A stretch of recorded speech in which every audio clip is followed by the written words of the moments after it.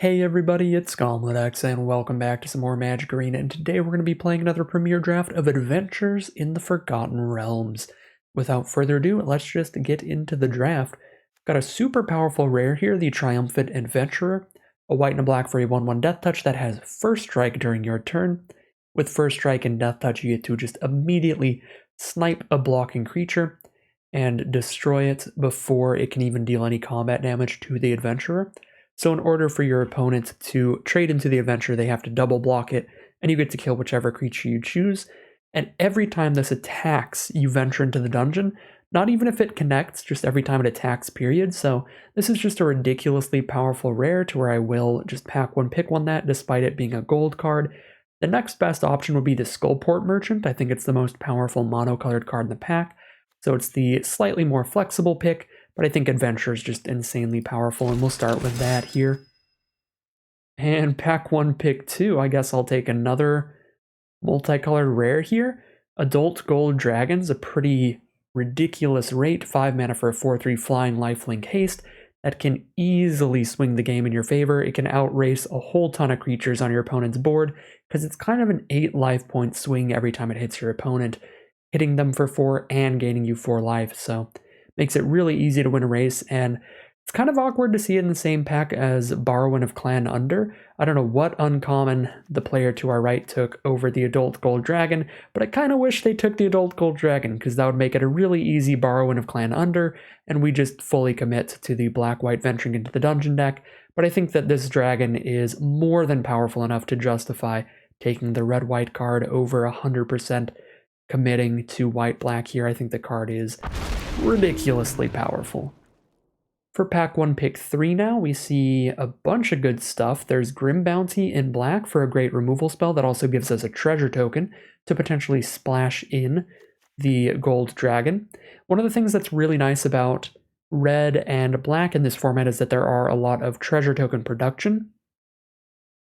So if we're white-black, if we're red-white, we could use some treasure tokens to splash in our off-color rare, and Grim Bounty is certainly a great way to get one, as it's a great removal spell as well.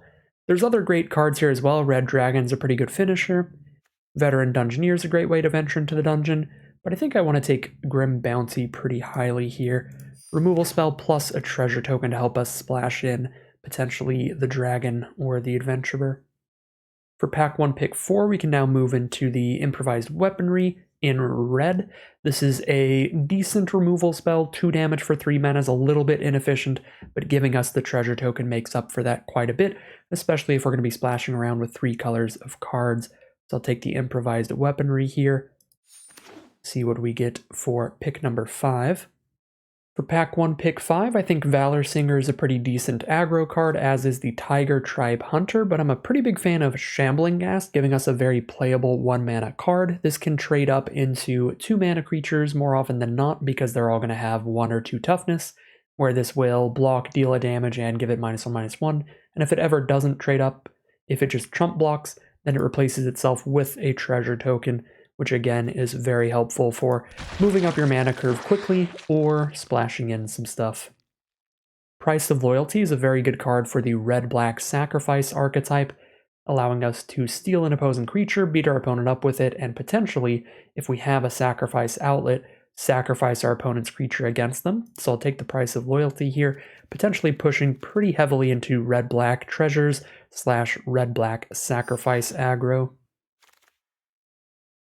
Now we have a Hired Hexblade, which is an excellent card if you have some treasure production, being able to come out as a 2 mana 2/2 that draws you a card when it hits the board, giving you that card draw to help commit cards to the board while still staying fueled with more things to play later in the game. Well, I'm pretty happy to be in this draft pod because it seems like this pack is all black, white, and red, which are the colors that we want here. Kind of a close pick between Steadfast Paladin and Deadly Dispute. I think Steadfast Paladin is really good at racing again just because of lifelink, and kind of interested in potentially a black-white core to the deck because our Triumphant Adventurer is much more powerful on turn 2 than later in the game, so if I can play black-white as the core and splash in the red, I think that'd be stronger than black-red and splash in the white. So I'll take the Paladin over the Deadly Dispute, but I think the Deadly Dispute would also be sweet here, as it would let us sacrifice a creature, draw a couple cards, and most importantly also get a treasure token to help with the splash. Can take another Steadfast Paladin here, great 2-drop for the aggro decks. Take it over an Improvised Weaponry again, because I'm hoping black-white splash the red pans out here. And now we can take a white removal spell with You Hear Something on Watch, or an Evolving Wilds. Hopefully I can get enough treasure production to splash in the red, and it's possible if I get really heavy into black-white, I only need the one red source for Adult Gold Dragon, so I might not need the Evolving Wilds. And I do think I'm always going to want removal, so take You Hear Something on Watch. And not much going on here. Not a super big fan of Dawnbringer Cleric. I think Steadfast Paladins and Hired Hexblades are much better, as is the Triumphant Adventurer, so we already have tons of good 2-mana cards. So I'll take the Devoted Paladin instead, get our first kind of top-end creature in white. Another Devoted Paladin, alright. It's a fine way to top off your curve. Don't think I want to play Potion of Healing, but it's fine filler for now. It does draw a card to replace itself. Alright, pack 2, pick 1. Pretty happy to be in black if we're going to open up Lulth Spider Queen. Very powerful mythic rare planeswalker, as most planeswalkers are. 5 mana for a 4 loyalty planeswalker. She can sit there and draw you cards with the 0, or spit out 2 2/1s with Menace and Reach for the -3. And she doesn't have any plus ability, which is interesting, but as your creatures die, you're going to get more loyalty counters on her. So worst case scenario, usually you play her, spit out the spiders, make it really hard for your opponent to attack into her. And from then on, you just start drawing a bunch of cards with the 0 ability. So really powerful card. We'll take her and be happy to wheel Shambling Ghast or Deadly Dispute as my favorite cards in that pack. How desperate. Alright, pack 2, pick 2. Temple of the Dragon Queen is basically Evolving Wilds if I want a land to splash in the red. Other than that, there's not a lot going on here. We've got a couple lifelinkers to go with the Celestial Unicorn, so this would be fine. Wouldn't be phenomenal, but it'd be fine. Loyal Warhound is interesting. I don't love the 1 toughness, because with venturing into the dungeon, there is a floor of the dungeon that just makes a 1/1 that pretty much everybody's going to have access to. There's also just some 1/1s like Shambling Ghast that are really good against 3/1s. But I do like the Enter the Battlefield effect, and Vigilance on the 3-power 2-mana cards, pretty good. So Warhound, Temple of the Dragon Queen, Celestial Unicorn are my favorites here. You Hear Something on Watch is fine. I'll go for the Warhound. I don't know. I don't love the 1 toughness, but I do like the stat line of 3 power and Vigilance for only 2 mana, and it's potentially mana ramp as well if our opponent was on the play, like if we're on the draw. Feels like it stacks up a lot of bonus text to make it potentially worth it. Arborea Pegasus is fine. I don't really think I want the 6 mana removal spell here. So I'll take the Arborea Pegasus or the Zombie Ogre. This is some fine dungeon venturing. Kind of inconsistent though. I think I'll take the Pegasus here. Sending a Steadfast Paladin into the sky with +1/+1 and flying seems pretty valuable, if we can get those cards together. For pack 2, pick 4, a whole lot of nothing going on here. +2 mace is fine. That's about it. I guess we could take Clattering Skeletons though, since we do want to do some venturing into the dungeon. Probably a little better than the +2 mace. But in our last deck, we played the +3/+3 equipment, and that was pretty nice. +2/+2 is a bit weaker, but still can make your early game creatures stay relevant longer in the game. And I am a very big fan of the Planar ally, venturing to the dungeon every time it attacks. If you've got that alongside a couple removal spells, you can keep the skies cleared pretty well. And here's another removal spell, Precipitous Drop. I think this is a great removal spell. Great against cheap creatures because it's just going to straight up kill them and venture into the dungeon. But even against later game creatures, if you have enough dungeon adventuring, then you can even give -5/-5. And it's always going to be not quite a 2-for-1, but it's going to give you some extra value on top of the -2/-2. We'll take the Precipitous Drop here. Deadly Dispute, again, does look good for this deck, but I don't think I'm going to take it over that removal. I might take Deadly Dispute over Hired Hexblade. It depends on how many 2-mana creatures we have. I'll definitely take it over a Planar ally. 1, 2, 3, 4, 5. I do already have 5 2-mana creatures, so I think I'll take a Deadly Dispute here. give us a great little sacrifice draw spell that helps us splash an Adult Gold Dragon off of the treasure token. I'll take it over Evolving Wilds for sure. Just a great, great card draw spell, especially if you use it in response to a removal spell from your opponent. I'll just keep cutting the black and white cards. Why can't I? Why can't I take the Beholder? Look at this. I can't hover. Okay, I found it. I found the one spot I could click on it, and we did manage to take the Beholder, but that was a little sketchy. So there's Evolving Wilds, Deadly Dispute, Dwarfhold Champion. Just Evolving Wilds or Dispute here. Now that I have one Dispute, I think I'm good to take an Evolving Wilds this time, play one Mountain. Wow, Temple of the Dragon Queen as well. Just 2 Steadfast Paladin for lifelink. I don't think I'm going to play this Potion of Healing, so I don't think the Unicorn's super exciting. There are a lot of dungeon floors that can gain you a little bit of life, but I'm just going to really have the red splash be as easy as possible. Now we can take that Eyes of the Beholder. If we need more removal, +2 mace for late game equipment. And some nonsense for the sideboard. We've already got a 25 card deck, so the deck is complete. We'll just be making it better in pack 3. And our first pack gives us an incredible card, or our first pick out of pack 3. Cloister Gargoyle. This is a 3-mana 0/4 that ventures into the dungeon when it hits the board. And if we've completed a dungeon, it's a 3-mana 3/4 with flying, which is really, really efficient. It's a really nice card. It's going to venture into the dungeon and put a 0/4 blocker on the board no matter what, which is already pretty solid value up front for a deck that wants to venture into the dungeon a lot. And if we've completed one, then it's a completely absurd deal. Really, really efficient. There's another Loyal Warhound here. There's also Plate Armor, which is a solid late game equipment. Precipitous Drop for another good removal spell that ventures into the dungeon. Shambling Ghast for a great early drop for this deck, helping us get that treasure token off of a nice cheap chump blocker. A lot of cards I'd be a big fan of. I think I'm just going to take another Precipitous Drop though. Just really, really love this in the black-white venture into the dungeon archetype. Pack 3, pick 3. We've got a Yuan-Ti Fangblade I'll probably take. Grim Wanderer is also fine, but a bit inconsistent. Not a huge fan of Dawnbringer Cleric or Half-Elf Monk. They're both okay. Yeah, I only have one 3-mana creature. We'll get another 3-mana creature into the deck with the Yuan-Ti Fangblade.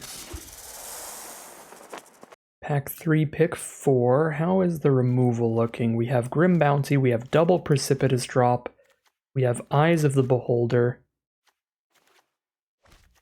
You hear something on Watch. Could take a Minimus Containment, but I think our removal looks pretty great here. The other picks are all really, really solid. We have Steadfast Paladin and Hired Hexblade for 2 drops, Shambling Ghast for another 1 drop that gives us treasure, and Hive of the Eye Tyrant for a land that can get animated as a creature later in the game. I think I'm going to take the rare here, take the Hive of the Eye Tyrant. I'm not going to splash Kalane, but that card is sweet if you're black-red at the core of your deck. Now I think it would be pretty reasonable to take a Minimus Containment. Just turn any non-land permanents into a treasure. You'd prefer not to cast this early, because then you're just giving your opponent extra mana. But unlike Imprisoned in the Moon from Shadows over Innistrad, this just gives them 1 mana 1 time instead of giving them a permanent land, so it's not that bad.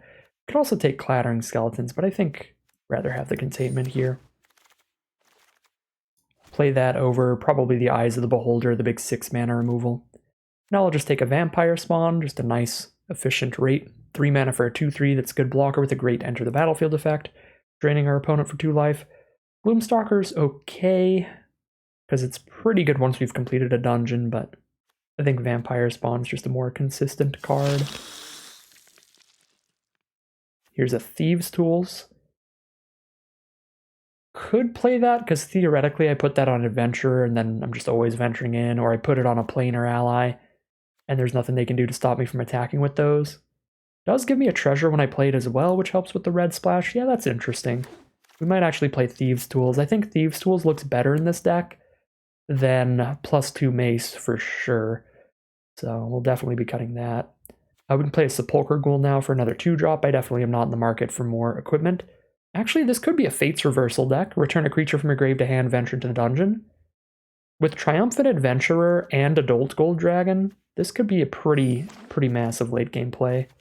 And it always ventures into the dungeon, which is some amount of value for a deck like this. Now we'll just take the on-color cards. Ooh, nice late hired Hexblade. That's definitely going to make the cut. Like a 2-mana 2/1 curve is very standard. You're just used to casting that, so anytime we have to play the Hexblade as a 2-mana 2/2, that's fine, that's whatever. And the occasions when we do crack a treasure token to cast it, we're going to be really happy with it. Okay, so we've got a lot of cards to choose from here. We're starting with 49 cards, so we're going to be cutting 9 out of this deck. So we've got 20 creatures, 12 non-creatures. We can definitely cut like 3 creatures. They're the weakest ones here.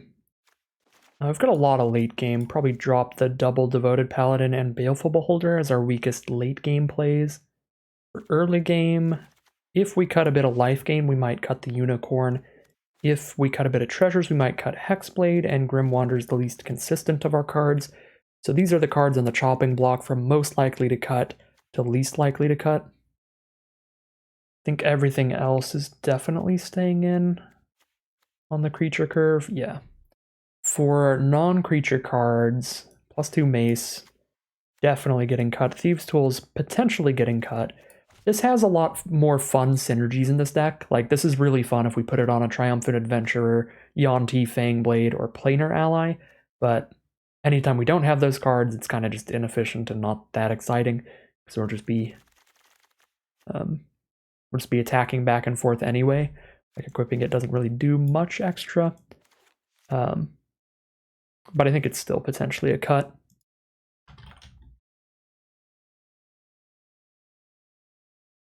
I do quite like the Fates Reversal in this deck again, because it's always going to venture into the dungeon. Just venturing into the dungeon and picking up a Steadfast Paladin or whatever is fine. And late game picking up a Gold Dragon or an Adventurer is really good. Deadly Dispute could get cut, because I think our mana fixing is pretty great without our treasure production, because we already have Evolving Wilds, Temple of the Dragon Queen, and a Mountain for 3 red sources. Shambling Ghast is one way to get a treasure. Potion of Healing doesn't really have any synergies or combos in this deck, so it's not that exciting. You Hear Something on Watch is one of our most efficient removal spells, but it is a bit narrow. Only on the defensive, but I guess on the offensive we have Rouse the Party as a backup, so I think I'm definitely going to keep that. Absolutely love double Precipitous Drop and Grim Bounty in this deck. Minimus Containment and the Eyes of the Beholder are the other potential cuts there. Eyes because it's a very expensive removal spell, and Minimus Containment because it is giving our opponent some mana fixing, some value off of the treasure token that we're giving them to replace their permanents. So that's everything we might cut. We need to cut 9 cards out of this deck.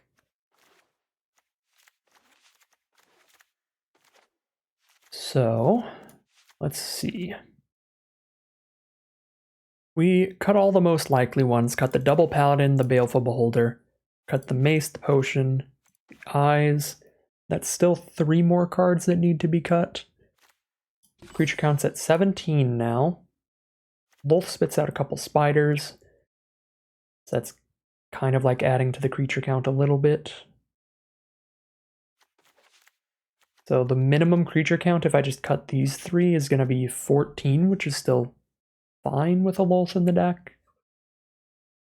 So yeah, we can choose whatever we want between our non-creatures and creatures. We don't have to keep a certain card type really high up here. I think I am going to keep Thieves' Tools in here. Again, it's not the most exciting thing ever, but it does get some amount of extra value by giving us another way to get a treasure token to play our Adult Gold Dragon. Oh, you know what the problem is, though? We actually don't need treasure production when we're adventuring to the dungeon deck, right? Because we're always going to go into the Lost Mine of Phandelver, and as soon as we hit floor 2, as soon as we've ventured into the dungeon twice, we can just get a treasure token. So any game where I can venture into the dungeon twice before turn 5 is a game where I can just play my Adult Gold Dragon on turn 5 anyway. And when you look at how many ways we have to venture, we have Fate's Reversal, Triumphant Adventure, Cloister Gargoyle, Double Drop, Fangblade, Skeletons, Double Planar Ally. Maybe we're not always casting the Adult Gold Dragon on turn 5 off of a treasure, but when you count 3 red sources naturally with Evolving Wilds, Temple, and Mountain, and the potential to just go into the mine tunnels to create a treasure, I don't actually think I need extra fixing. So I'm actually going to drop Thieves' Tool's Dispute. And if I'm dropping the treasure production, that makes Hired Hexblade worse. So I think we cut that.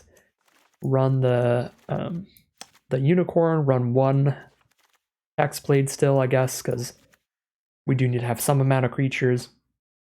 And then run the deck like this. Again, we still have a couple ways to make treasure. It's much less consistent now, though. We have Grim Bounty, Shambling Ghast, and the Lost Mine of Fandelver, so not very consistent for Hired Hexblade, but often enough when you count 3 other red sources to be fine for Adult Gold Dragon.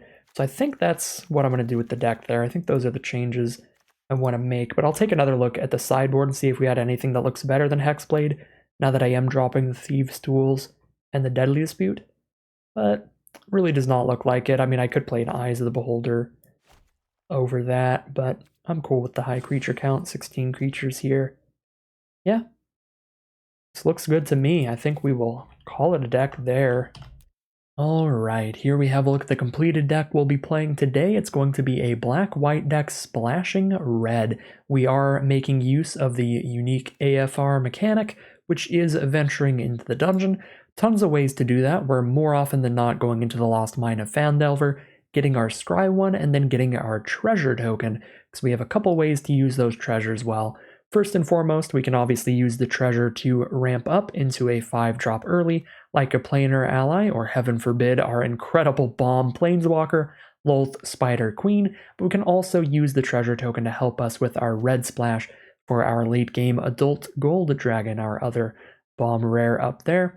We also have a Hired Hexblade to use the treasure to draw a card, lose a life, and outside of that one unique aspect to the deck, it's pretty much what you want in Limited in general, a great curve of creatures with consistent value all the way throughout, and a bunch of good removal, Grim Bounty, Minimus Containment, Double Precipitous Drop, and you hear something on watch.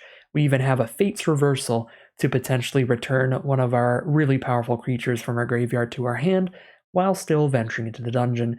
We also have that Triumphant Adventurer as a really cheap way to venture into the dungeon every single turn. This card's going to be pretty busted in here, so having the Fate's Reversal to be able to pick up an Adventurer or an Adult Gold Dragon should be super sweet in some of these games. We've got great mana as well, with a Mountain, an Evolving Wilds, and a Temple of the Dragon Queen as 3 red sources in the mana base, not even mentioning, as I said before, the treasure tokens we can get out of venturing into the dungeon. So pretty sweet, pretty consistent looking deck today. Very excited to see how it does as we head into the gameplay. Here we are in game 1. We've got all 3 of our colors if we need them. Multiple ways. We can use the Temple, or we can use our treasure from the Grim Bounty. We've only got the 1 red card in the deck, so I think I will end up playing this Temple of the Dragon Queen to get my second black source instead. So I know I can cast the Grim Bounty later. Gretchen Titchwillow is the play from our opponent. Very big blocker that can also draw them a ton of cards and play extra lands later in the game. Super good mana sink there. Hexblade doesn't even attack into that. It's not really going to change the board at all. I'm just going to get the black source from Temple of the Dragon Queen and pass. So we have double black for Grim Bounty, and we have the tap land out of the way. But this is going to be a whole brick wall that's going to stop us from doing anything for now. There's an Underdark Basilisk from our opponents. Can trade the Ghast into that. That would be fine. Still don't think a 2/2 does enough to just play it out right now. We're just not getting anywhere. Alright, opponent is not attacking either, but they have a good mana sink on board. I think I'm going to Grim Bounty the Titchwillow. I'll still have a Minimus Containment for a threat later in the game. I'd rather Grim Bounty first than Minimus Containment first. so that I get the treasure and they don't. Don't want to give them a treasure until they're already well over however much mana they need. I think I'll just trade here.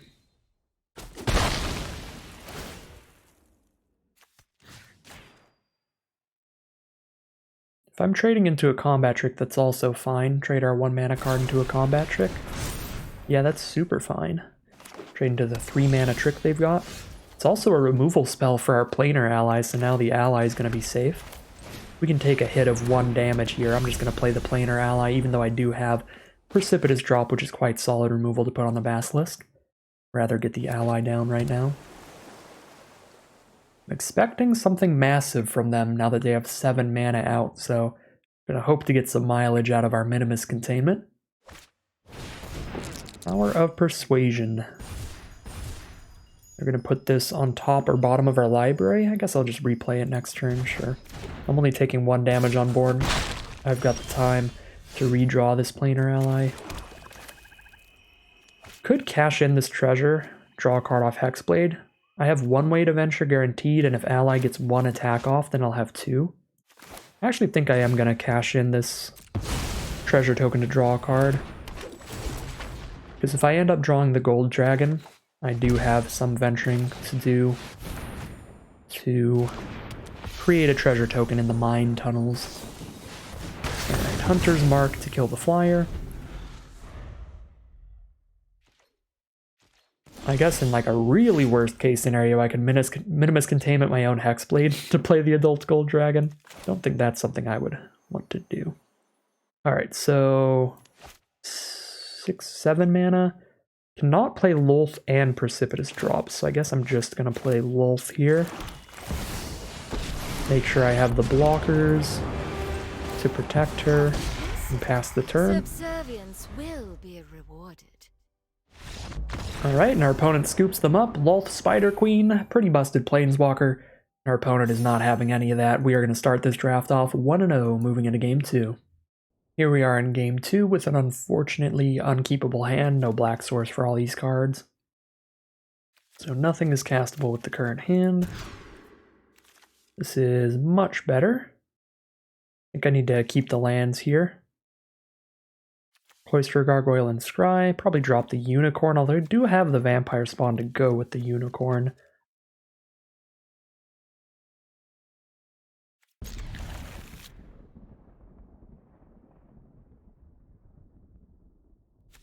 I still get rid of it though.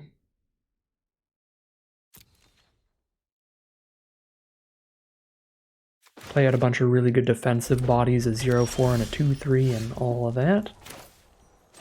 Now we have all of our colors as well, which is pretty sweet.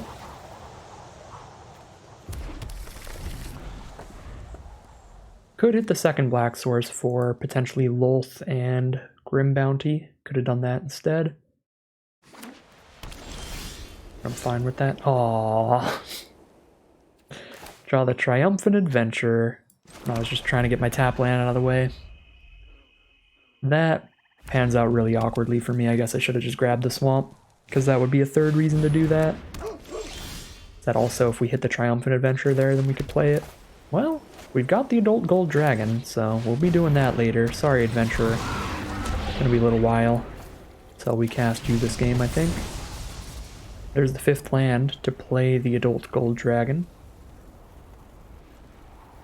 I think we keep it here.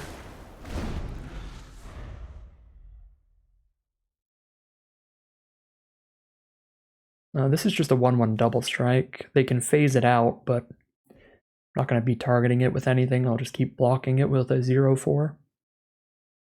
They could use a combat trick to kill our Cloister Gargoyle, I guess. But that would get a spell out of the way for the Adult Gold Dragon to have a better chance of living. Ooh. Ew. That is not what we wanted to see. Valor Singer is going to buff the Blink Dog and make it basically a 4 power creature now. Dueling Rapier making it 8 power. Seems pretty good. I have absolutely no way of killing that. It's gonna be 4 power every turn. Yeah, that's completely horrific. These cards individually, very bad, but together, completely explosive.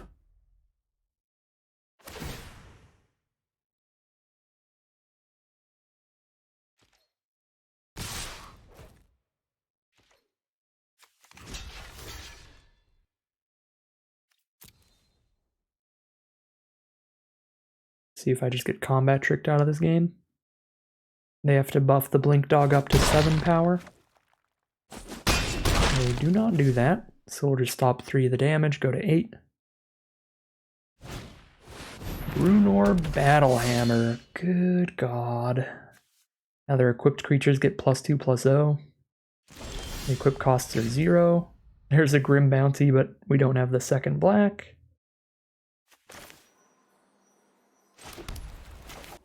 Send out the Gold Dragon. I'm going to have to be on Chump Chump here.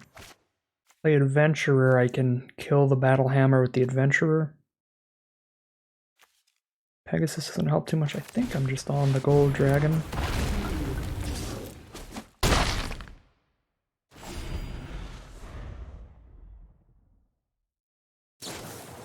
Alright, Dragons fire the adult Gold Dragon. We can still get in a really solid position if I can find the second black source.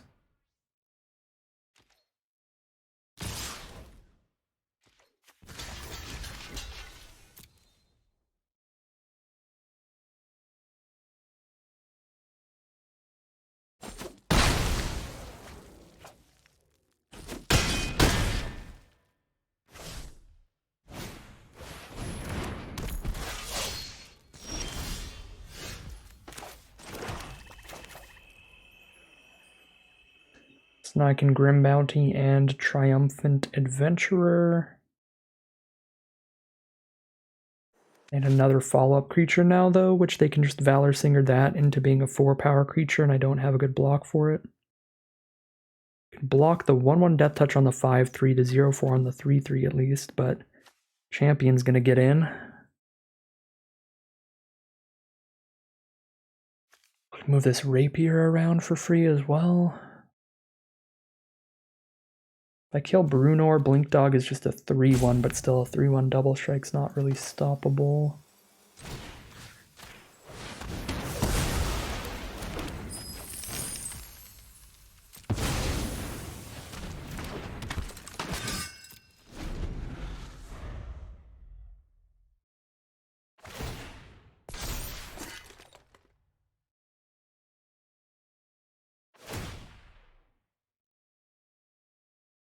Shoot up the Dwarfhold Champion.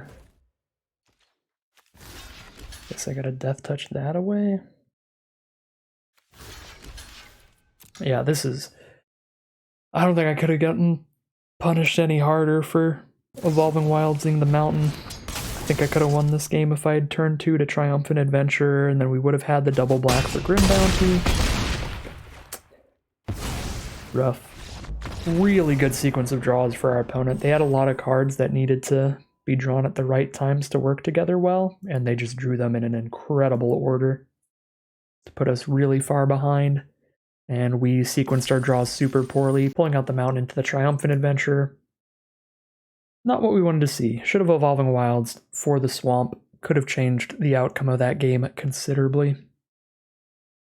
1-1 heading into game 3. Alright, here we are on the play for game number 3. Loyal Warhound is definitely not as good on the play, but it's still a 2-mana 3/1 Vigilance, which is spicy. We're not going to mulligan the hand with both our colors here.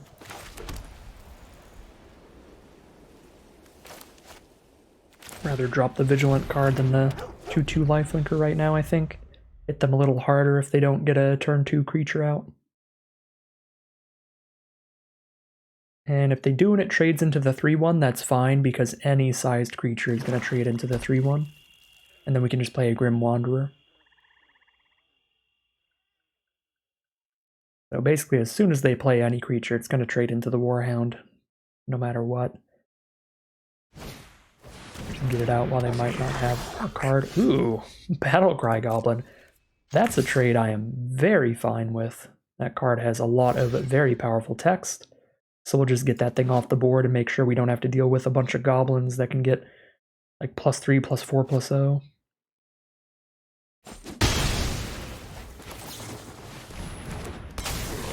Drop the Grim Wanderer and pass the turn. We are 1 land draw away from playing a planar ally. Do need another swamp for the Grim Bounty, though.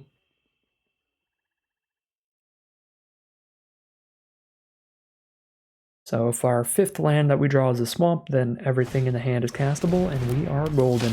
Here's a vampire spawn from our opponent to drain us for a couple life. Now we really want that swamp, because the Grim Bounty is going to give us the treasure we need to play the Gold Dragon as well.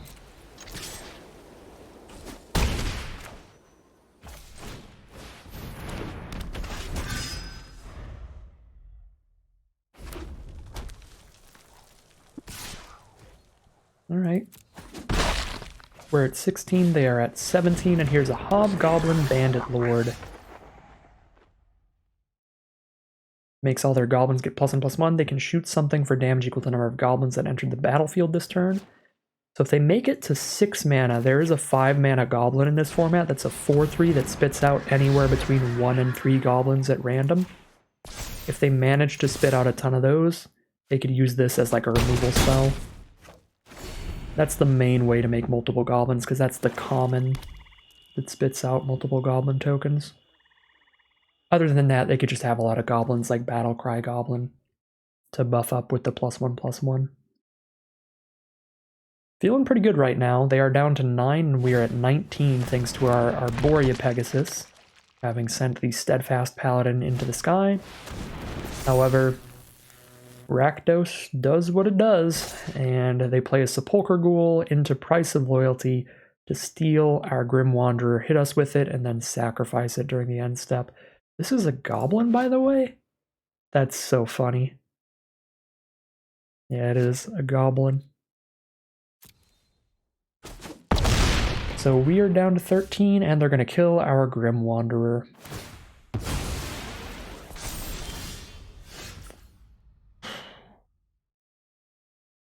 Pretty bad draw right now. Our 4th uncastable card in hand.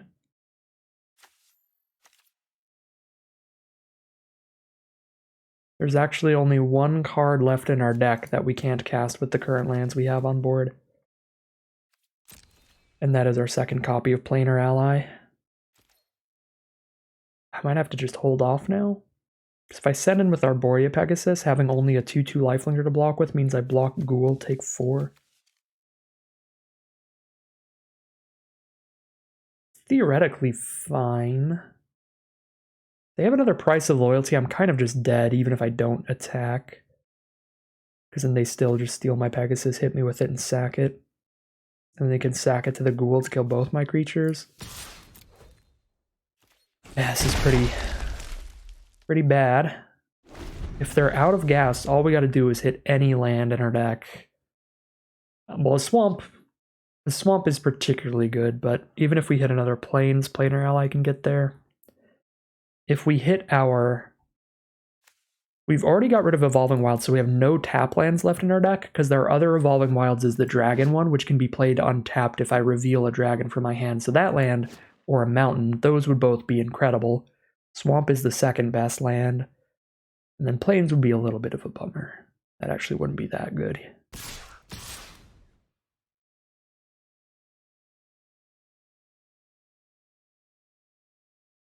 And if we don't hit a land, there's only 1 card in the deck that we could draw that we can't cast, so that's fine.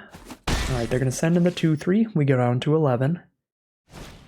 They're going to play Warlock class. That's pretty scary. That can stack some extra damage onto us as creatures are dying. And of course, they've got a Bomb Rare Orcus now. We need the swamp basically immediately now. Ooh, never didn't have it. That would have been so bad for me. 5/3 trample with flying. Sepulchre Ghoul is such an absurd card because they can counter my treasure token. And I still just do this. but they can just sack the Orcus to the Sepulchre Ghoul and I don't get a treasure token. Still better than making 2/2/1s with Reach because their flyer has Trample, so they'd still jam in for 1,000,000.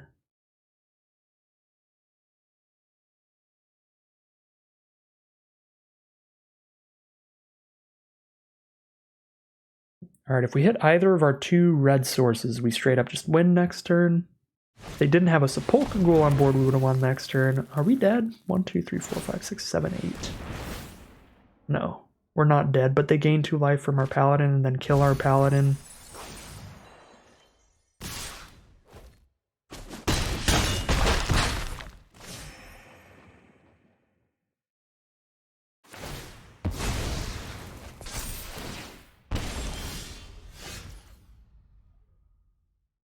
So we need them to not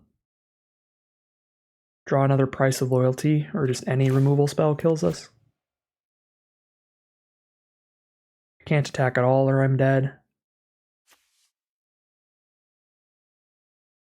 Lose a life for one of our creatures dying.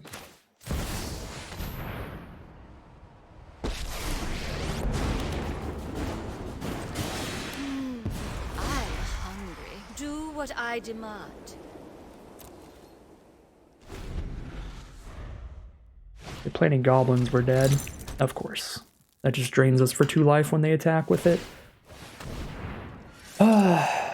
What a bummer of a game. I think this deck is a lot better than it's performing right now.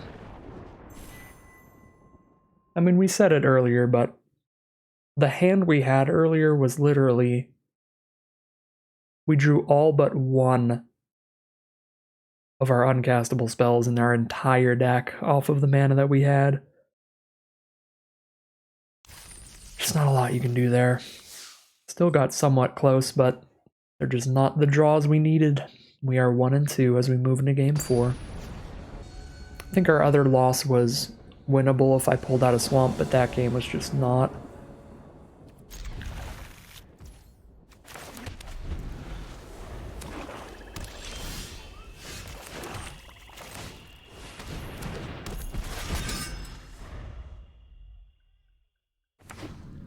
Here we are for game 4 against the Black-Red Menace to Society again. This is quite an unbalanced limited format, unfortunately, where Black-Red is the strongest deck in the format by a ton. It has a lot of commons that are just very, very high tier playables. And plenty of on-color bomb rares. And it's the color pair with the most treasure production, which means it can just splash in all of the off-color bomb rares as well.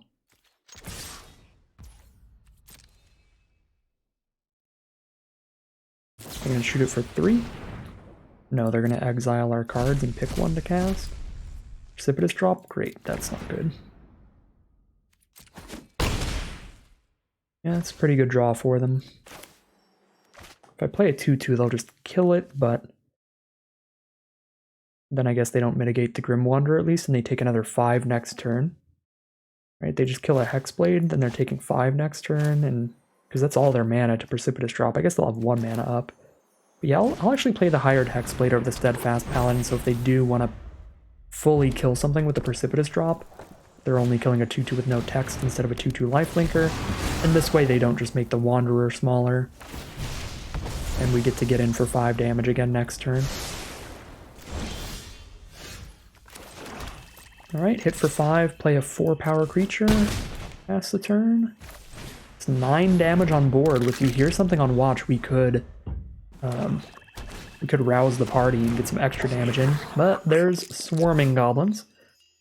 Very good card, kind of the chimney rabble of this format, spits out multiple creatures off of just 1 card. When it's just a 4/3 and a 1/1, it's not that bad, but it's often a 4/3 and 2 1/1s, which is a ridiculously good deal. You roll the nat 20, you're living the dream. I do not have the mana to play 2 things this turn because I don't have double white.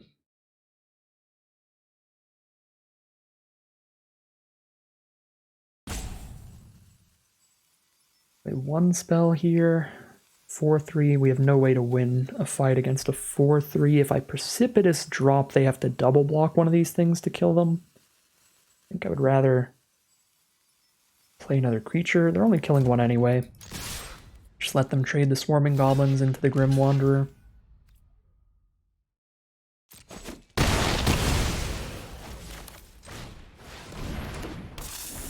Drop the more expensive creature to be mana efficient.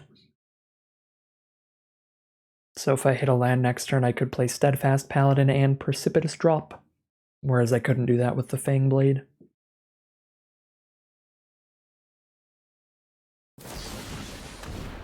Alright, finding some prisoners. They're just going to keep trying to cast their own deck against us. They do find a Grim Bounty, a land. They're going to play the land, which means they probably have their own Grim Bounty. Yeah, seems good. Let's venture into the dungeon then. I could go into the Tomb of Annihilation and just pressure on their life total.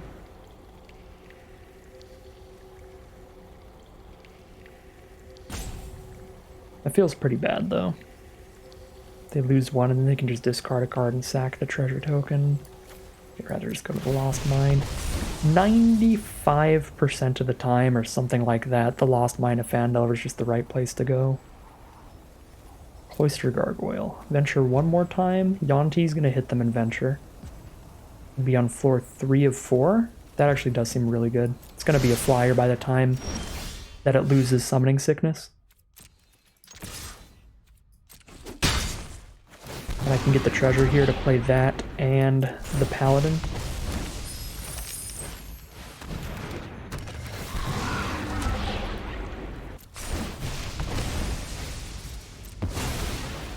Alright.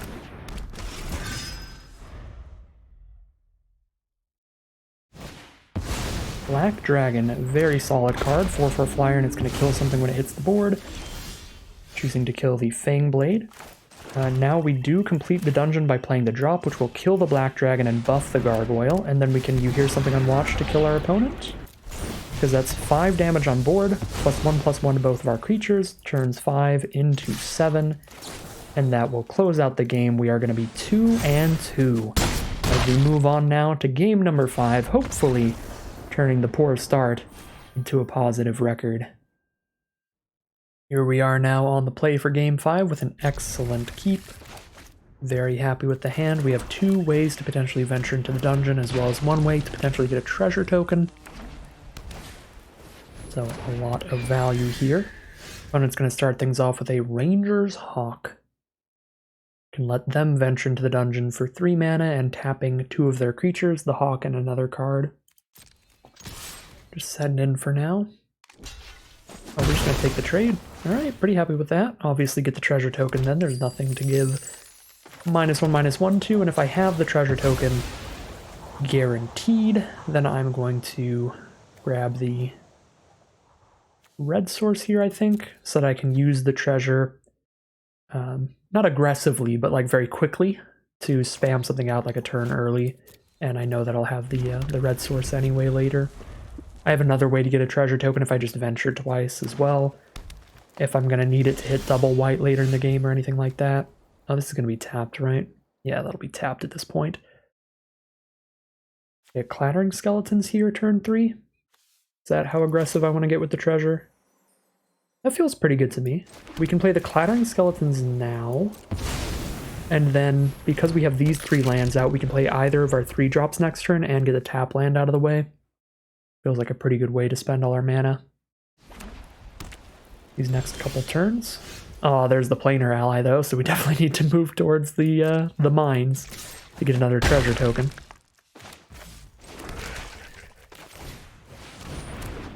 Could also scry into a plains, I guess. Alright, that works. A little bit high on mana, but that's okay. We've got the Hive of the Eye Tyrant, which helps us not flood out, because if we run out of stuff to play, we start attacking with a 3/3 Menace or blocking with it. 5/3 Brunor Battlehammer. I think that a trade for a Clattering Skeletons is in order. Yep. Happy with that. Definitely don't need the treasure anymore, so we'll get the Goblin. And drop the planar ally past the turn. Everything's going pretty well for us this game. We'll have to see how explosive their follow-up plays can be. Dritz Duerden is a pretty explosive play. A 3/3 double striker is already monstrously big, and if any of their other creatures die, then Dritz gets to get +1/+1 counters equal to the difference in that creature's power and Dritz's. So if this 4/1 dies, then Dritz becomes a 4/4 double strike, which is super monstrous. So we need to make sure that we've got chump blocks all day long. Probably just need to buff the planar ally and try to kill them in the sky real quickly. So go to the storeroom here. Play a vampire spawn. And if they can't kill planar ally next turn, then we can finish the Lost Mine of Phandelver next turn, which allows the Cloister Gargoyle to attack in the sky as well, threatening a lot of damage, trying to outrace them here. We won't quite kill them next turn, but we would definitely kill them in 2 attacks in the sky with these two. They don't have removal.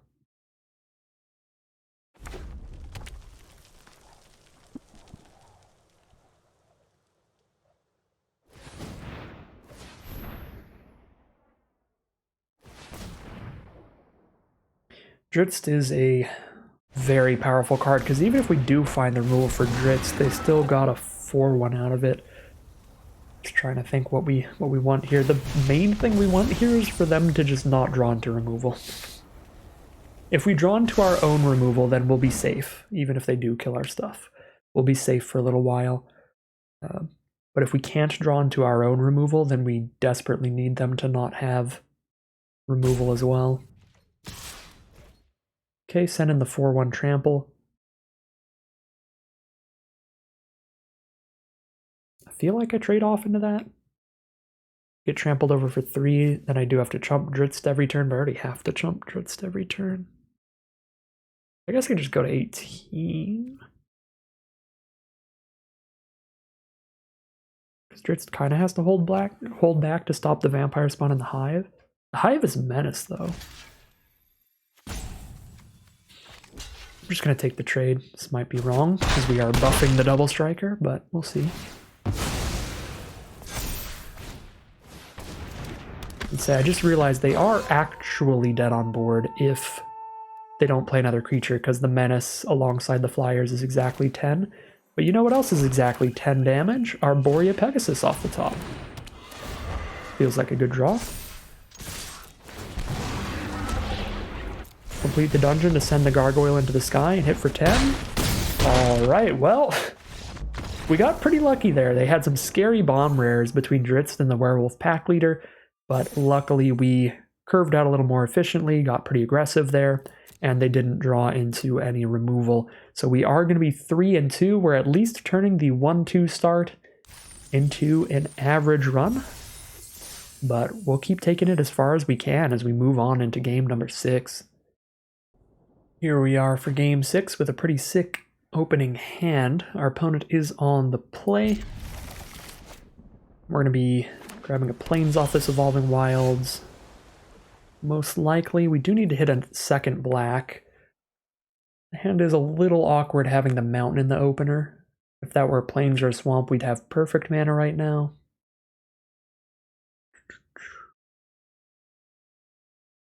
Yeah, I think Cloister Gargoyle on 3 is important enough to grab the Plains over the Swamp here.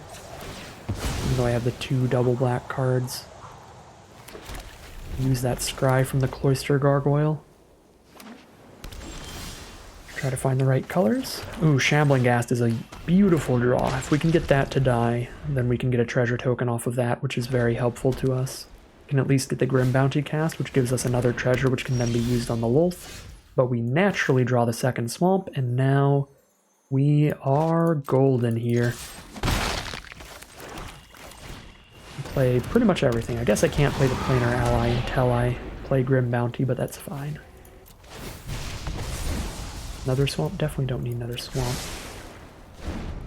I'd keep another Plains for the Planar Ally, but I think any other land I'd be dumping to the bottom right now. There's a Genie Windseer from our opponent. Pretty fine to Grim Bounty that, I think. Get our treasure token to be able to play the Planar Ally. Just get that out of the way for now. Playing against a blue-white. They've got a cleric class, which is going to let them reanimate something from their grave later if they dump a bunch of mana into it, so maybe Grim Bounty on the Windseer is not as good, but at some point we'll have to let them get their cleric class value. I don't think we have anything in our deck that can kill that. Could Precipitous drop now instead, since I drew into that. That'll let me get a treasure token and turn the Windseer into a 1/1. Attack with my Shambling Ghast and trade in. Get a treasure token off the Ghast seems okay.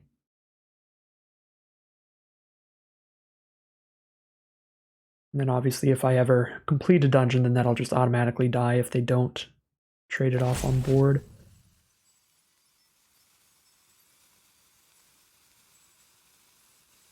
And I still have Grim Bounty for a potentially bigger threat later. Yeah, and I get the treasure token off of either of these cards. And I get 2 treasure tokens off this if they trade into the Ghast.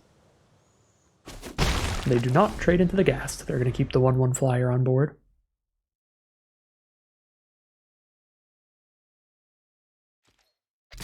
Poke me for 1, down to 19. For a moment there, I've been playing too much Kamigawa was like, they're going to ninjutsu it back. No, they're going to teleportation circle it. That's a very good value play, and that is a pretty good way to punish us for playing Precipitous Drop, but I'm not really going to be playing around the rare. That's how I choose to sequence my cards. I guess we kind of have to just Grim Bounty it now to stop the teleportation circle from popping off. That is pretty annoying. 2 out of 4. Could grab Planar Ally. I mean, all they're doing with the teleportation circle is scrying every turn, which isn't that bad for me. I guess they're giving it Vigilance as well, and tapping it each turn.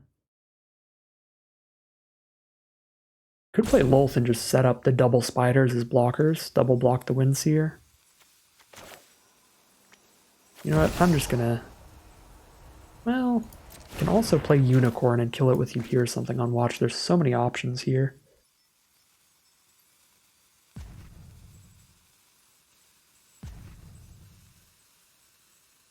Sure, let's get pretty defensive. I'm just going to play the Unicorn, pass.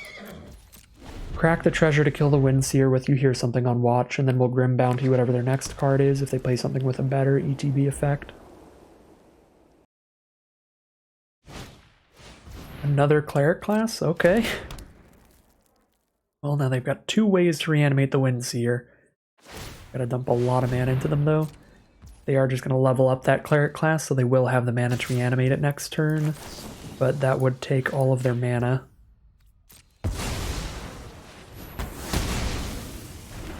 That'd be the one thing they do that turn. And there's the land for Lolth, which means never punished, always rewarded. Just establish a ridiculous board state, and if the best thing they can do is spend 5 mana to get the Windseer back, then we are in a great position, because we'll just blow it up and basically kill them.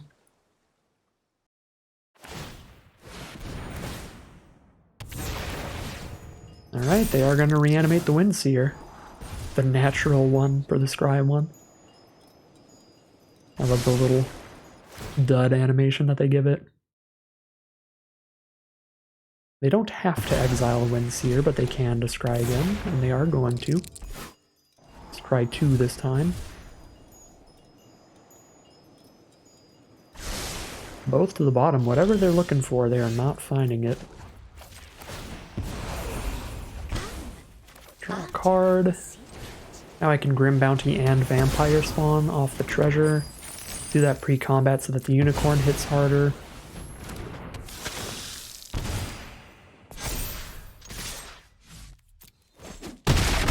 And they are down to 8 as we pass the turn.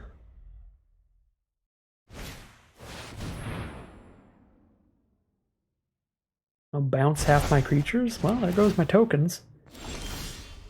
I hate that that doesn't count as them dying, even though they're permanently gone, so Lolth doesn't get any counters. So they're at 8.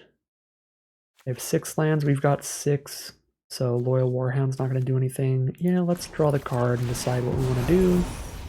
Another land. play Ally and that's it, or I can play Warhound Unicorn. I think we'll get wide, although Ally does work on flipping Gargoyle, which is nice. But I'm gonna get the wider, well, you know what, no, we'll get the planar Ally. I like dungeon venturing. Choosing not to play a land here, so I could maybe Warhound for another planes if they play another land.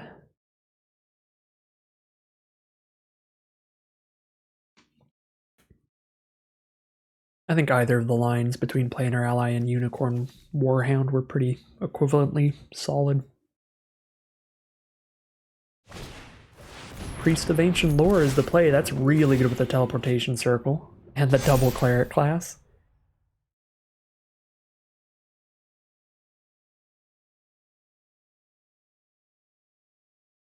Gain a life, draw a card during their end step every turn.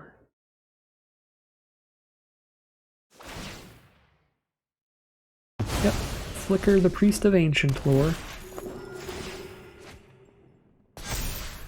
See what we draw. Hive of the Eye Tyrant. A land that's basically another creature. My words are for Drawn to another land after that. Planar Ally, probably go to the Dark Pool. Guess I can make the Priest 0 power instead.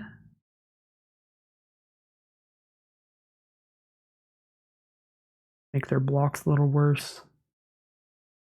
3, 4, 5, 6. I do 6 damage to them if they don't block, though. I think I'd rather not make it a 0-2, because then they just definitely won't block, and if I keep it as a 3-2, they might try to trade into spawn. Or trade into Ghast, which I think both is good for us, because then they can't flicker it in their end step anymore. So I'm going to play the Unicorn pre-combat. And go to the Dark Pool instead.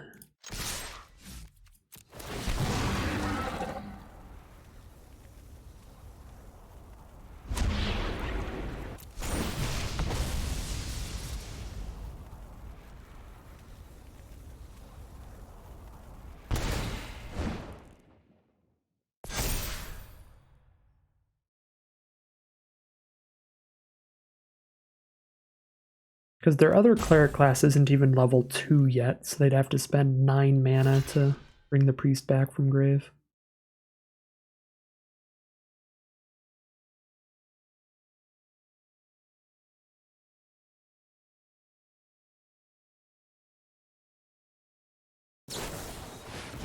Rally maneuver for first strike? Sure. They're down to 6. We drop the Loyal Warhound and the Hive of the Eye Tyrant. Get a wide board state here.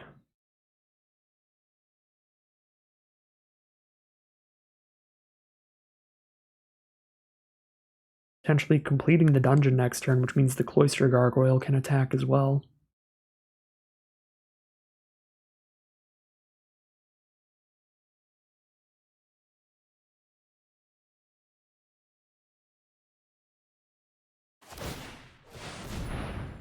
Alright, just level 2 the Cleric class.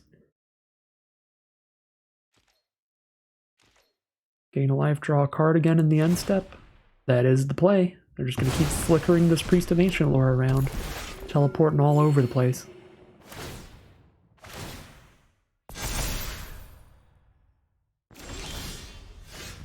Another land for us. We'll draw a card. Another land for us. Alright. Well, animate the Hive.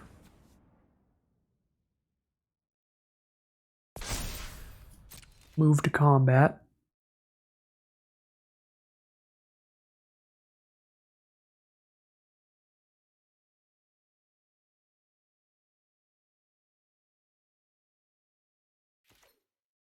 If I get to declare the attack with everybody, I'm gonna declare the attack with everybody. Because now Planar Ally triggers, which means that Cloister Gargoyle will be in the sky and 3 power as well.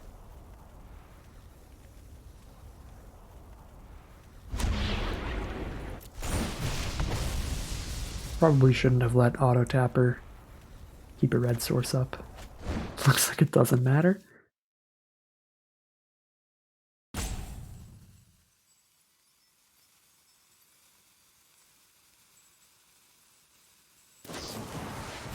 Divine Smite to exile our land. They can block the 4/3 and take 7.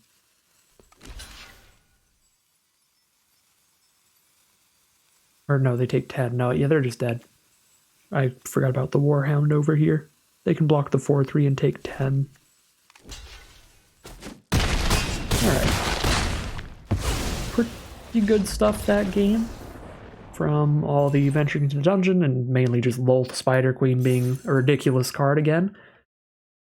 And that means we're now 4-2, at least breaking even off of the draft. Really nice turnaround from the rough start. Here we are for Game 7 with our first turn 2 triumphant adventure. We could have had it in one of our other losses, but my Evolving Wilds for a mountain because I didn't have it in the hand, and then I drew into it on turn 2, and that was super awkward. But having it in the hand, I know that I get to play it on turn 2, so I'm just going to get the Black Source and guarantee that turn 2 triumphant adventurer this time. And that should be a great way to start the game. And now we even hit our splash source, the Temple of the Dragon Queen, for casting our red spell if we need it. But we're probably just going to play it on black for the Lolth. Triumphant Adventurer. Scry one. Another Plains, not that interested in that. I can't actually play Grim Wanderer unless my Adventurer dies, so I should actually just play the Fangblade this turn. Could be really good if my opponent still doesn't play a creature on turn 3. Then we're venturing twice next turn. They do play a Priest of Ancient Lore, so don't really want to send in the Fangblade against that, unless I really want to play Grim Wanderer instead of Clattering Skeletons. Could get the treasure off the Lost Mine of Phandelver guaranteed. I could get the treasure and then just play Lolth on turn. Yeah. That seems kind of nuts. Let's just get the treasure and play a turn 4 Lolth. Really pressure our opponent. And then we'll be okay to attack with the Fangblade, because whatever it dies, we get some more loyalty. Maybe make some more spiders. I would say this is a pretty ridiculous curve. There's a Cleric class from our opponent, and a second Priest of Ancient Lore. They've got some great stuff too. But I think we've got stuff that's just a little more bonkers here. I think I'd do attack with everybody, and then play a Grim Wanderer Steadfast Paladin. They could double block Kill Adventurer. No, I could Fungi Cavern to make it so they can't do that, so I'll do that. Do the Fungi Cavern, the Fun Guy House, to make sure they can't double block and kill Adventurer, so we can keep venturing. They do choose to kill the Fangblade. My power is for You can play Grim Wanderer and Steadfast Paladin, and I should have drawn the card first, just in case. Alright, I would have kept Pegasus in hand anyway.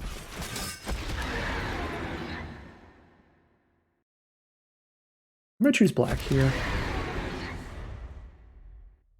case I draw into a Grim Bounty. If I draw into the Gold Dragon, I can wait on it, because I can potentially just keep venturing into the mine tunnels again.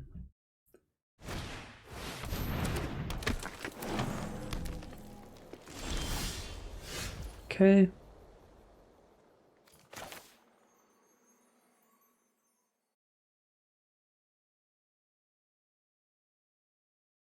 Definitely Pegasus pre-combat. I draw a card off of the Lost Mine now.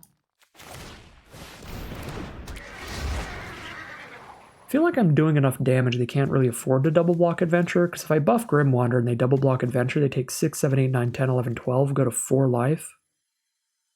I think I can do Grim Wanderer here. And just really pressure that life total. Block and kill Paladin for free, I guess. They're down to 5. I generous? Unless they have a board wipe. Just getting 2 more spiders here is gonna 100% close out the game, so I'm going to do that. In exchange for loyalty. Don't remember there being a Wrath of God in this set, like just a white board wipe. Destroy all creatures kind of spell. I think having 4 2-power menace creatures on the board pretty much guarantees lethal.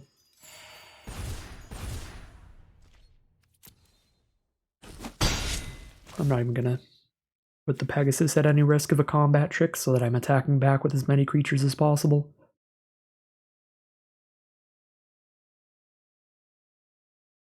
We've got a Vampire Spawn in hand to drain another 2 life. Is that a 3rd Priest of Ancient Lore? Good lord, yeah. White was open in their draft pod. That is for sure.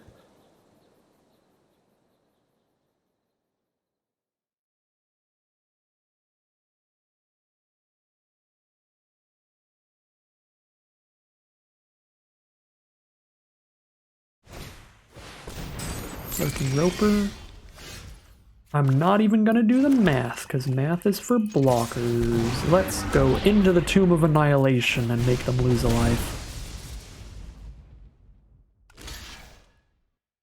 Get full aggro.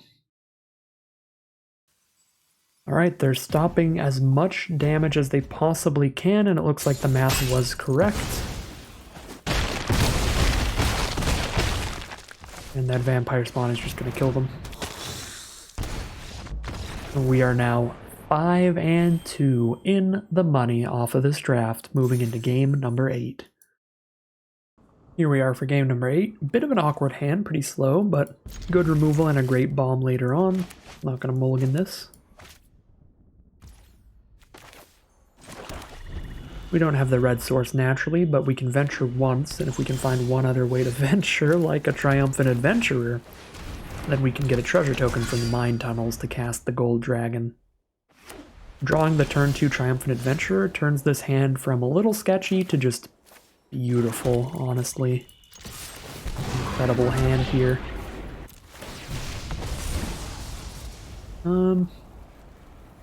Be kind of okay drawing a Vampire Spawn.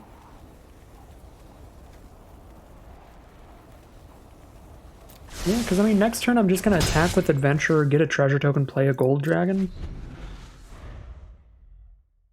I guess I'd rather play the Gold Dragon when it gets its haste attack in.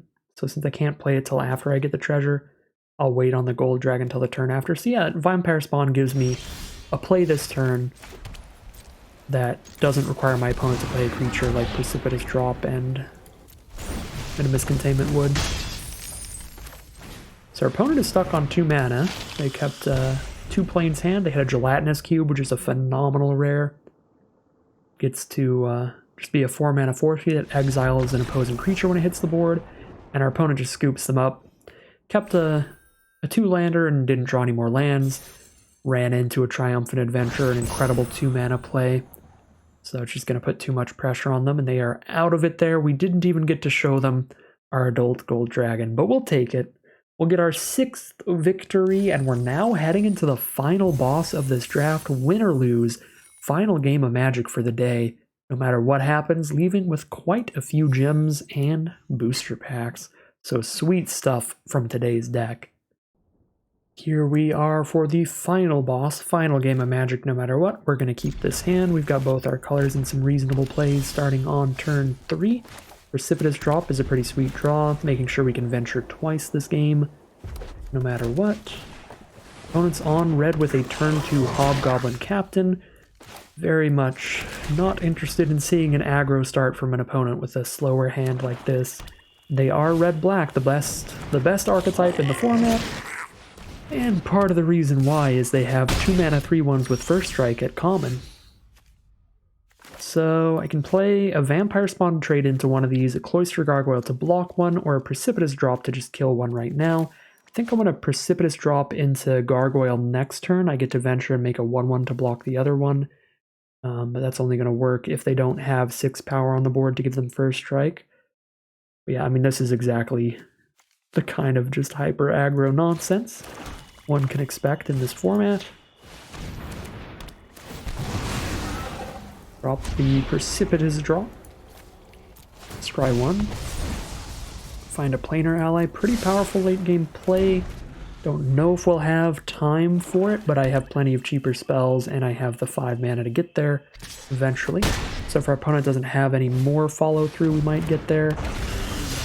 4-3 is more follow through. I think that makes me want to play the skeletons to trade off into that and venture into the dungeon.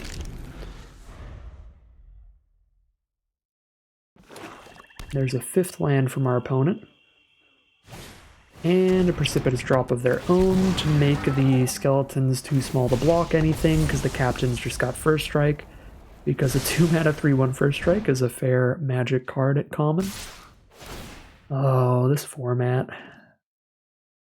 I just literally can't block. I can, but it's just a chump block. This is kind of a nightmare. I think I have to wait and I can stack up a double block with the clattering skeletons into actually killing something, but we're down to 7. And they get to Warlock class to draw a card now.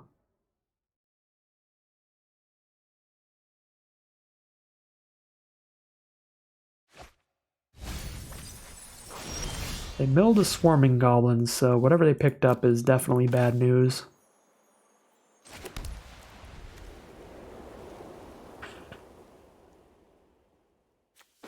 It's probably safest to actually make more blockers than play the Vampire Spawn, so let's just immediately get the Goblin. I guess I actually could have taken the Treasure and played the Spawn as well instead of the Goblin. That probably would have been better. Aggressive use of the Treasure token. Dump our cards as quickly as possible, because if I don't poop out all my cards like immediately, I am dying right now, so... Yeah, I think that was the wrong line. Please no trick. If there's no trick, then this is just a good block for us. Oh, there's the trick. Still get to kill a Sellsword, but they did kill our Cloister Gargoyle, which is not ideal. Now we have no creatures on board to put the +1/+1 counter onto. Yeah, I should have went for the treasure token there to play the Vampire Spawn instead of the Goblin. We would have had better blocks, and then we could have went into the Cavern for -4.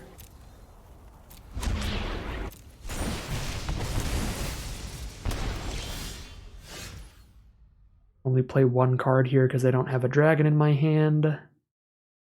They don't have enough power to first strike the Hobgoblin Captain in.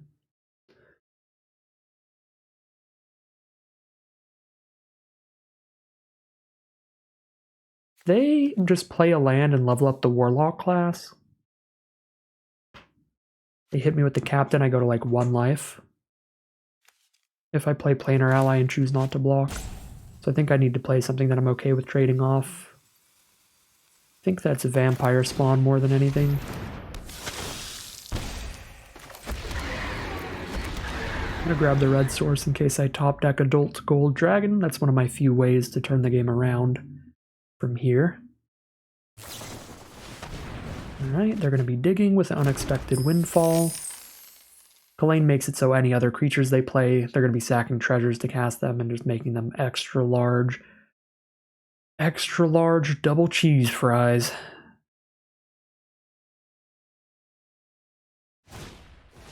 Yep, that's a 3/3 for 2 mana that draws them a card when it hits the board. And that's an Evolving Wilds. The duality of magic cards. That's a 2 mana 3/3 that draws a card. Oh lord. Yeah, that's an Evolving Wilds. You know that card, that's a land, that's whatever.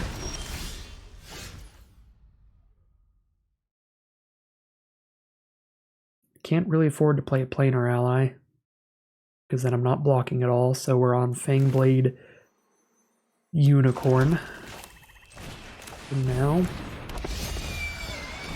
And hopefully get the Planar Ally down next turn. Finally draw my card, maybe. We can get any amount of breathing room. It's another land for our opponent. That might be a little bit of breathing room. If they level up the Warlock class, then 100%. Yeah, that's the breathing room we needed. That looks like removal. Reading the Yuan-Ti Fangblade. Looking at their treasures. Oh, God. It's not removal, but it's a gigantic swarming goblins. A 6/5 and a 1/1.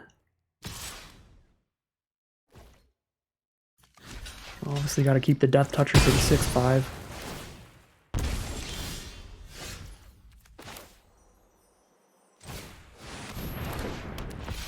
Block, block. Warlock class hits us for 1 with the life loss. Kalain hits us for 1. Warlock class then doubles the damage, so we take 4 here. Doesn't feel like a winning spot, but we'll see.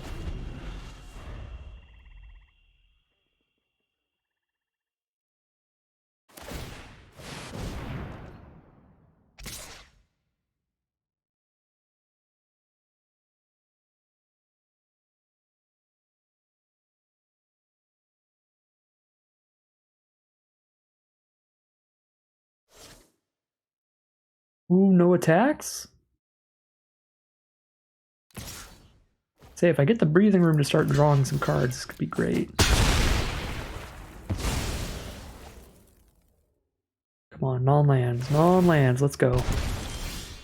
Arborea Pegasus is not a land. I think it's good enough to attack in with the ally and draw a card here.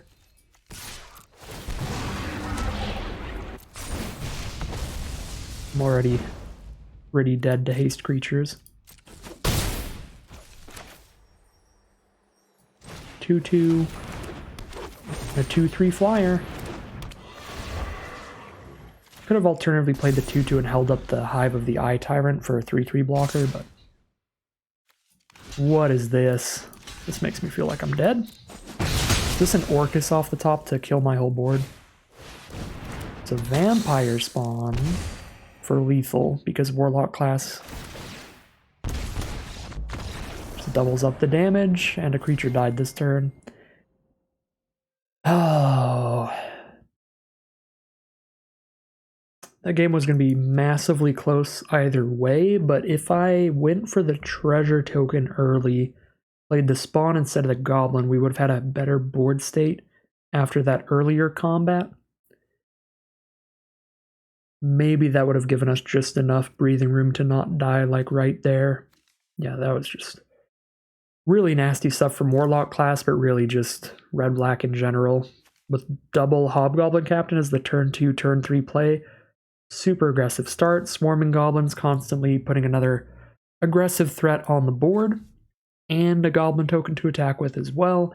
2 bodies off 1 card. Kalain making all their next plays even bigger. Hexblade keeping them fueled. Just very good black-red aggro stuff in general. Again, could have played it out better. The treasure token, we'll never know if I would have won the game by playing the treasure token and getting the vampire spawn out earlier, because I think if you look back over the game, the only thing we know for sure is I don't die right here, right now. I get another draw step. That would be really significant, though, because if I was in a position where they couldn't get lethal here, then they probably wouldn't have attacked in at all. They would have had a 2/3, a 1/2, and a 1/1. I draw off the top, and then I have 4 blockers up. Keep attacking with the planar ally, getting venture value. I think I could have had a very real chance if we went for the treasure token earlier and tried to dump our hand out quicker. But it is what it is. Get aggroed out there in the end for a 6-3 run. A little bit of a bummer. Would have loved to get a 7-win run in the format for its return trip, but looks like that'll be about as close as we're gonna get. We're still getting plenty of gems out of the event. So we will grab our prizes and move on. Well, that is going to end today's video. As always, I'd like to thank my patrons very much for supporting this channel, and thank you for watching. If you're interested in seeing some more of these videos, you can always like, comment, and subscribe to tell the YouTube algorithm to send you more in your recommended feed. If you'd like to catch me live, you can check out the Twitch channel in the link in the description below. And if you'd like to support the channel directly, you can check out the Patreon link in the description below. Other than that, as always, thank you very much for watching, and I'll see you again soon for some more Magic Arena.